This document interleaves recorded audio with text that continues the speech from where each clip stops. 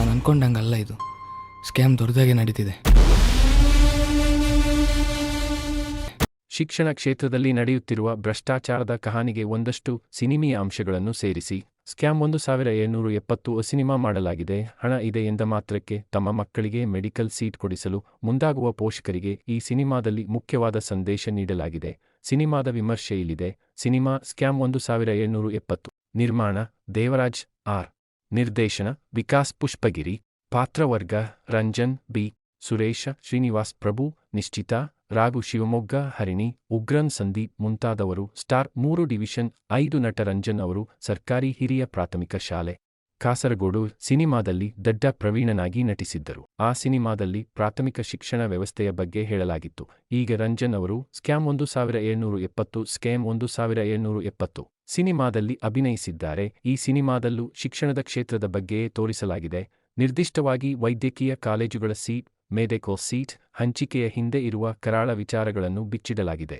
ಈ ಸಿನಿಮಾಗೆ ವಿಕಾಸ್ ಪುಷ್ಪಗಿರಿ ಅವರು ನಿರ್ದೇಶನ ಮಾಡಿದ್ದಾರೆ. ಈ ಹಿಂದೆ ಆಯಕ್ಟ್ 1978, 19.21 ರೀತಿಯ ಸಾಮಾಜಿಕ ಕಳಕಳಿ ಸಿನಿಮಾಗಳನ್ನು ನಿರ್ಮಾಣ ಮಾಡಿದ್ದ ದೇವರಾಜ್ ಆರ್. ಅವರೇ ಈಗ ಸ್ಕ್ಯಾಮ್ 1770 ಸಿನಿಮಾಗೆ ಬಂಡವಾಳ ಹೂಡಿದ್ದಾರೆ. ಈ ಬಾರಿ ಕೂಡ ಅವರು ಒಂದು ಸಮಾಜಮುಖಿ ಕಥಾಹಂದರವನ್ನೇ ಜನರ ಎದುರು ತಂದಿದ್ದಾರೆ. ಮಧ್ಯಮ ವರ್ಗದ ಹುಡುಗನೊಬ್ಬ ಡಾಕ್ಟರ್ ಆಗಬೇಕು ಎಂದು ಕನಸು ಕಾಣುತ್ತಾನೆ. ಅದಕ್ಕಾಗಿ ಬೇಕಾದ ಎಲ್ಲ ತಯಾರಿಯನ್ನು ಮಾಡಿಕೊಳ್ಳುತ್ತಾನೆ. ಆದರೆ ಇನ್ನೇನು ಆತನಿಗೆ ಮೆಡಿಕಲ್ ಕಾಲೇಜಿನಲ್ಲಿ ಸೀಟ್ ಸಿಗಬೇಕು ಎಂಬಷ್ಟರಲ್ಲಿ ಕನಸು ಭಗ್ನವಾಗುತ್ತದೆ. ಕಾರಣಾಂತರಗಳಿಂದ ಮೆಡಿಕಲ್ ಸೀಟ್ ಕೈ ತಪ್ಪುತ್ತದೆ. ಅದರ ಹಿಂದಿರುವ ಕಾರಣ ಏನು ಅಂತ ಹುಡುಕಿಕೊಂಡ ಹೊರಟ ಆತನಿಗೆ ದೊಡ್ಡ ಭ್ರಷ್ಟಾಚಾರದ ಜಾಲ ಕಾಣಿಸುತ್ತದೆ. ಅದರಲ್ಲಿ ವಿದ್ಯಾರ್ಥಿಗಳು, ಪೋಷಕರು, ಕಾಲೇಜು ಆಡಳಿತ ಮಂಡಳಿ, ಪೊಲೀಸರು, ವಕೀಲರು, ಅಧಿಕಾರಿಗಳು ಹೀಗೆ ಅನೇಕರು ಭಾಗಿಯಾಗಿರುತ್ತಾರೆ. Each seat worth 5 crores.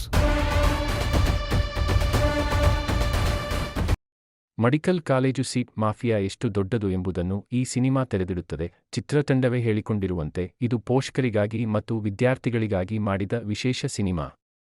ಹಾಗಂತ ಇದನ್ನು ತುಂಬ ಬೋರಿಂಗ್ ಎನಿಸುವ ರೀತಿಯಲ್ಲಿ ಕಟ್ಟಿಕೊಟ್ಟಿಲ್ಲ. ಬದಲಿಗೆ ಒಂದು ಸಸ್ಪೆನ್ಸ್ ಥ್ರಿಲ್ಲರ್ ಮಾದರಿಯಲ್ಲಿ ನಿರ್ದೇಶಕರು ಕತೆ ಹೇಳಿದ್ದಾರೆ. ಒಂದಷ್ಟು ಟ್ವಿಸ್ಟ್ಗಳ ಮೂಲಕ ಅಚ್ಚರಿ ಮೂಡಿಸುತ್ತಾರೆ. ಜೊತೆಗೆ ಹಾಸ್ಯವನ್ನು ಸೇರಿಸಿದ್ದಾರೆ. ಮೊದಲಾರ್ಧ ಲವಲವಿಕೆಯಿಂದ ಸಾಗುತ್ತದೆ, ದ್ವಿತೀಯಾರ್ಧ ಗಂಭೀರವಾಗುತ್ತದೆ.